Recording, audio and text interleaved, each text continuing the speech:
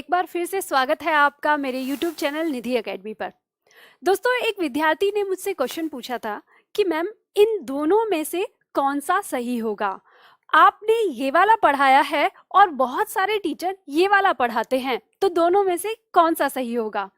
तो आज मैं आप लोगों को वही चीज बताने आई हूँ। हालांकि मैं सबसे पहले देखती हूँ कि मुझे ये क्वेश्चन सुनकर, जब मैंने ये क्वेश्चन देखा बच्चे का, तो मुझे काफी हंसी भी आई ये वाली बात कि अगर उसने मेरी क्लास को बहुत अच्छे से देखा होता, समझ के देखा होता, या पूरी क्लास को देखा होता, तो शायद ये क्वेश्चन पूछने की नौबत नहीं आती, क्योंकि मैं इस चीज को बहुत अच्छी तरह से बताती हूँ। तो आप लोगों को अब हो सकता है ये क्वेश्चन बहुत सारे विद्यार्थियों का हो। तो सबसे पहले मैं आपको एक बात कहूंगी कि ये अच्छी बात है कि आप कंपैरिजन करके पढ़ते हैं। यूट्यूब पर बहुत सारे टीचर हैं और आपको बिल्कुल हर टीचर की क्लास को देखना चाहिए और ये देखना चाहिए कि कौन टीचर हमको सही तरीके से बता रहा है, यानी कौन टीचर हमको लॉजिक दे रहा है। याद रखिए, मैं कभी आपको रटाने वाली बात नहीं करती हूँ। मैं हमेशा आपको एक ही बात कहती हूँ कि हिंदी को रटना नहीं है। हिंदी कोई रटने वाली लैंग्वेज नहीं है। ये एक ऐसी भाषा है जिसे आप अच्छे से समझ सकते हैं। याद रखिए, हमारी हिंदी भाषा के लिए कहा जाता है कि ये देवनागरी लिपि से बनी है, यानी ये देवनागरी लिपि है इसकी, और देवनागरी लिपि को वैज्ञानिक लिपि कहा जाता है। वैज्ञानिक लिपि क्यों कहा जाता है? विज्ञान, वैज्ञानिक शब्द विज्ञान से बना है, और विज्ञान हमेशा कहता है कि जो प्रूफ होता है वही सच है, और हमारी हिंदी में हर एक बात प्रूफ होती है। तो आपको वही चीज सीखनी है कि प्रूफ कैसे होती है। सबसे पहले ना जिस चीज को देखना है, स्क्रीन पे आपको ये दिखाई दे रहा होगा, ये दोनों शब्द लिखे होंगे। इन दोनों में कोई अंतर नहीं है। अंतर है तो महज एक स्वर का, सिर्फ एक स्वर का अंतर है। ना तो ये गलत है और ना ही ये गलत है। अगर कोई टीचर आपको ये पढ़ा रहा है तो वो भी सही है, और अगर कोई ये पढ़ा रहा है तो वो भी सही है। ये सिर्फ एक इतना सा अंतर है, जैसे मान लो मेरा नाम निधि तोमर है, कोई मुझे आकर कहता है हेलो निधि तोमर कैसी हो, और कोई मुझे आकर कहता है हेलो निधि कैसी हो। तो इसमें ये सिर्फ इतना फर्क है। यहाँ जो आपके सामने जो व्यंजन लिखा हुआ है ना, इस व्यंजन के साथ स्वर नहीं है और इस व्यंजन के साथ स्वर है। बस इतना ही अंतर है कि ये जो व्यंजन आपको यहाँ दिया हुआ है, इसका हम सरनेम नहीं लगा रहे, और ये जो यहाँ पर व्यंजन है इसके साथ हम इसका सरनेम लगा रहे हैं। बस इतना सा फर्क है और कुछ नहीं है। आपको देखते ही ये बात समझ में आ गई होगी। इसीलिए ये दोनों व्यंजन हमारे सही हैं। अब देखिए, आपके एग्जाम में ये पूछा जाता है, क्वेश्चन पूछा जाता है कि ये जो छ है आपका किन वर्णों से मिलकर बना है, और आपके ऑप्शन में इस तरह से नीचे दिया होता है। तो विद्यार्थी ये कहते हैं कि मैडम, अगर ये भी ऑप्शन में है और ये भी ऑप्शन में है तो हम कौन सा लगाएंगे।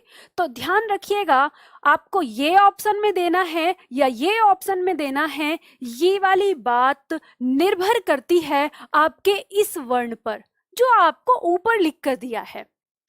यदि आपको प्रश्न में ये वर्ण दिया है जिसके अंदर स्वर नहीं है, यानी जो बिना स्वर के है, जिसके नीचे हलंत लगा है, वो वर्ण आपका बिना स्वर के है, तो आप आंसर देंगे ये जिसके अंदर दोनों जगह हलंत होता है, यानी क में भी हलंत, इसमें भी हलंत। ठीक है। और अगर आपके प्रश्न में ये जो वर्ण है ये स्वर के साथ दिया है, तो हमेशा याद रखिए इसका आंसर ये होगा जिसमें पहला वर्ण आपका हलंत के साथ होगा और दूसरा वर्ण आपका स्वर के साथ होगा। ये कब कंडीशन होगी? जब आपके पहला जो वर्ण है उसके अंदर अगर स्वर लगा है तो। देखो, ध्यान रखिएगा, बिल्कुल छोटी सी बात है। मैंने अभी आपको कहा कि कोई, ये बिल्कुल वैसी बात है जैसे कोई मुझे कहे हेलो निधि तोमर कैसी हो, और कोई मुझे कहे हेलो निधि कैसी हो। तो क्या दोनों ने ही मुझे गलत बोला? नहीं। एक ने मुझे मेरे सिर्फ नाम से पुकारा और एक ने मुझे मेरे सरनेम से भी पुकारा, यानी नाम के साथ साथ मेरा जो सरनेम है, टाइटल है, उससे भी पुकारा। तो आपको यही बात याद रखनी है, इन दोनों में सिर्फ इतना सा ही लॉजिक है और कुछ नहीं है। तो मैं समझती हूँ आपको ये बात बहुत अच्छे से समझ में आ गई होगी। इसी के साथ साथ आपको एक पॉइंट और यहां पर सिखा देती हूं। ये जो हमारा छ है, ये अक्सर क्या होता है, इसके अंदर जो क आया है, आपको ये ध्यान रखना है, हमारी जो हिंदी वर्णमाला है और हिंदी वर्णमाला को जब हम शब्दकोश के अंदर ढूंढते हैं तो आपको हमेशा याद रखना है कि ये जो हमारा छ है इसको हमें इस क के तुरंत बाद ही खोजना होगा। ये आपके एग्जाम में भी क्वेश्चन आता है। और साथ ही साथ इसमें एक चीज याद रखनी है कि यदि ये शब्द अगर इस तरह से आया, यानी ये वर्ण ऐसे लिखता है जिसमें छ से ही उस शब्द की शुरुआत होती है, तो इसका जो क का साउंड होता है वो हमारे कंठ तक ही होता है, यानी हमारे ही कानों तक होता है, दूसरे के कानों तक नहीं पहुंचता। हम बोलते हैं क्षमा, तो जो क है ना, क का साउंड लिया है वो हमारे गले में ही रह जाता है और दूसरे वाले को सिर्फ छ सुनाई देता है जब ये किसी भी शब्द के आगे होता है। लेकिन जब ये किसी शब्द के मध्य में लगा होता है, जैसे शब्द है हमारा ये, आपने देखा होगा कि हम जब इसको उच्चारण करते हैं, बहुत लोग इसका उच्चारण कच्छा करते हैं। ध्यान रखिएगा, वो कच्छा नहीं होता, गलत होगा। इसका उच्चारण होता है कक्षा। कक, क के तुरंत बाद हमें आधा का सुनाई दे रहा है। वो आधा का कहाँ से आ रहा है? यहाँ तो है ही नहीं, दिखाई नहीं दे रहा। तो ध्यान रखिएगा, वो आधा का कहाँ से, किसका सुनाई दे रहा है? इस छ के साथ जो ये है, ये इसको हम बोलते हैं कक्षा। शा, यहाँ पे शा लगा देते हैं। यानी ध्यान रखिए, इसका सही उच्चारण हमारा कब आता है? जब ये किसी शब्द के मध्य में प्रयोग होता है।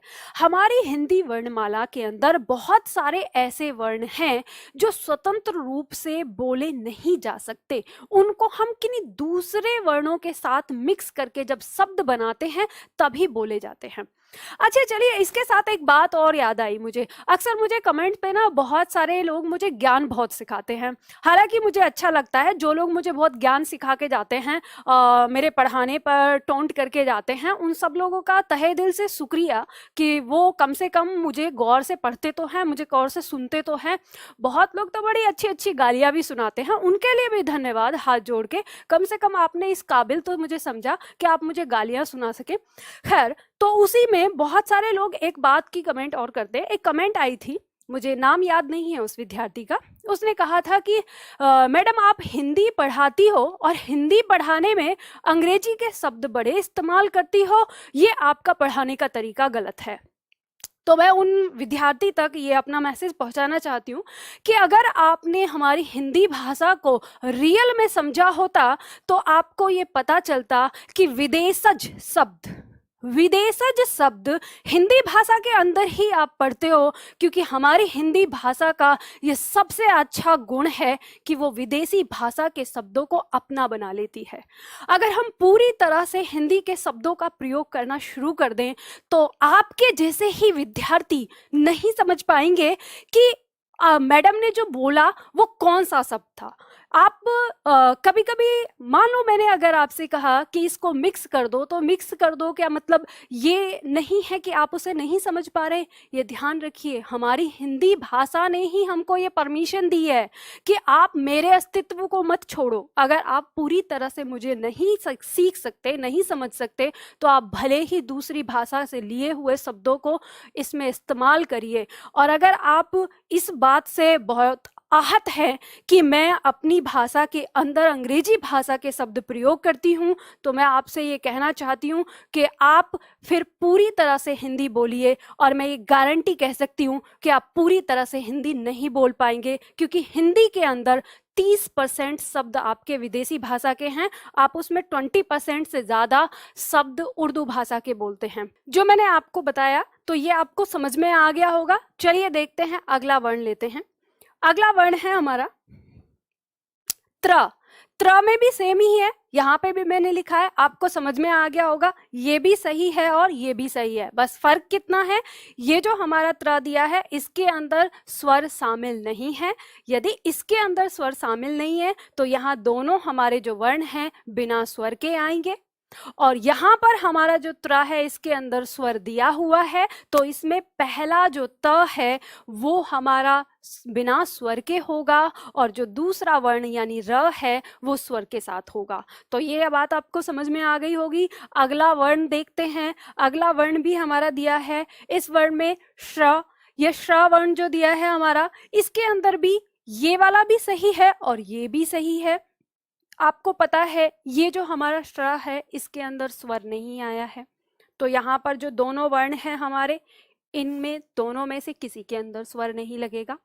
और यहाँ पर हमारा स्वर दिया हुआ है, तो हमें पता है इसमें पहला जो वर्ण है उसके अंदर स्वर नहीं लगेगा और जो दूसरा वर्ण है इसके अंदर स्वर लगेगा।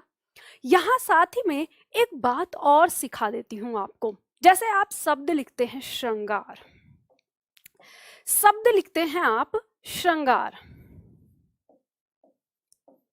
शब्द लिखा इस तरह से, और एक शब्द हमें अक्सर देखने को मिलता है इस तरह से। तो दोनों में से कौन सा सही होता है? तो आपको पता है आपका सदैव ये सही होता है। इसके साथ ही साथ एक शब्द और आता है, जैसे शब्द लिखा आपका श्रृंग और एक शब्द लिखा है आपका श्रृंग, इस तरह से। तो इन दोनों में से कौन सा सही है आपका? तो आपको पता है ये सही है। अब आप कहेंगे कि मैडम हमको कैसे पता चलेगा, इसी तरह से और भी शब्द हो सकते हैं। तो यहाँ पर एक बात आप ध्यान रखिए कि आपको पहचानना कैसे है कि ये र लगा हुआ, ये र लगा हुआ वाला गलत कैसे होता है, कहाँ कहाँ पर ये सही होगा। तो इसके लिए आपको एक कॉन्सेप्ट देती हूँ। आपको हमेशा याद रखना है कि कभी भी जब कभी आपको इस वर्ण के नीचे ये दिख जाए, ये मात्रा किसकी मात्रा है? री की मात्रा है, यानी जो हमारा ये स्वर है री, इसकी मात्रा है ये हमारी। तो आपको ये ध्यान रखना है ये जो हमारा स होता है, यानी ये जो हमारा तालु श है, ये हमारा श, इसके नीचे यदि हम इसके साथ इस री का प्रयोग करते हैं तो ये हमारा कुछ इस तरह से लिखा जाता है, ऐसे।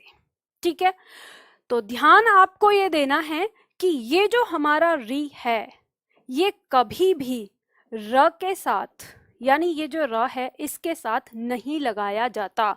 और हमारे एग्जाम में ये क्वेश्चन भी पूछा गया है कि वर्ण व्यंजन में से वह कौन सा व्यंजन है जिसके साथ री की मात्रा का प्रयोग नहीं होता है, और वो वर्ण है हमारा र। तो आपको ध्यान देना है कि जब ये जो हमारे सामने वर्ण लिखा हुआ है और इसके नीचे ये र बना है, ठीक है, ये र है, तो कभी भी ये कंडीशन नहीं होगी।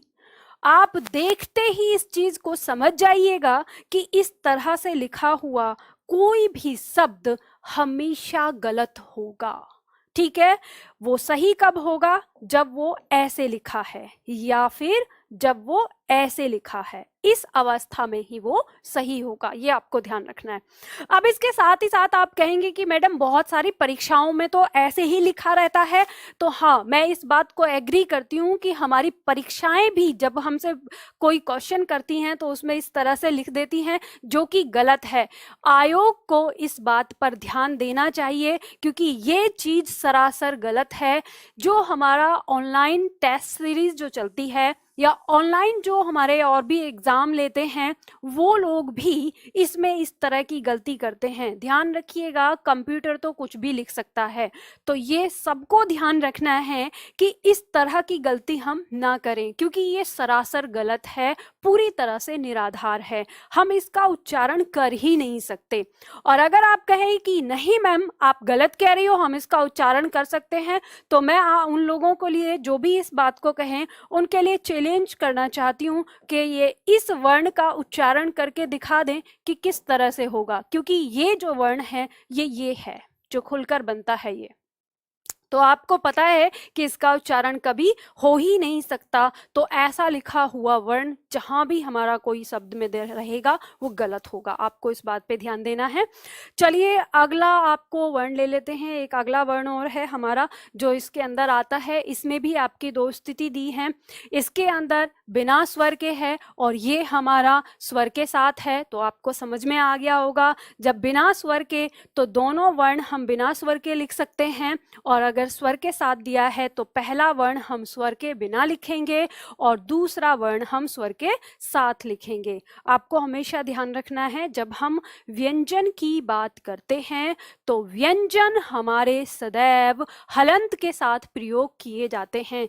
जब हम उनको व्यंजन से वर्ण बनाते हैं या वर्ण बोलते हैं तभी उसके अंदर हमारा कोई स्वर शामिल हो सकता है। तो आपको ये बात ध्यान रखनी है। ये ऐसी छोटी सी बात है जो हमारी वर्णमाला से रिलेटेड है, जो हमारी वर्णमाला के अंदर आती हैं। अगर आपको यहाँ पर ये लगता हो कि मैडम मुझे स्वर और व्यंजन को अलग करने में थोड़ी सी प्रॉब्लम होती है तो मुझे कमेंट करके ज़रूर बताइएगा। उसके लिए भी मैं आपको डिटेल आपको वीडियो ले आऊँगी। और अगर आपको लगता है कि नहीं मुझे अभी इसी वक्त पढ़ना है तो आप मेरी प्लेलिस्ट में जाकर मेरी वर्णमाला से रिलेटेड जितनी भी वीडियोस हैं वो आप देख सकते हैं। मैंने कई बार कई सारी वीडियो आपकी दी हुई हैं जिसमें बिल्कुल स्टार्टिंग से पढ़ाया है। तो आज आपको ये वीडियो कैसा लगा आप मुझे ज़रूर बताइएगा, और कौन कौन से टॉपिक पर आप वीडियो मुझसे देखना चाहते हैं ये भी ज़रूर लिखिएगा। अगर ये वीडियो आपको पसंद आ रही है तो इसको लाइक करिए, शेयर करिए, कमेंट करना ना भूलिएगा, और हाँ, अपने दोस्तों से इस विषय में चर्चा करना मत भूलिएगा। Thank you for watching.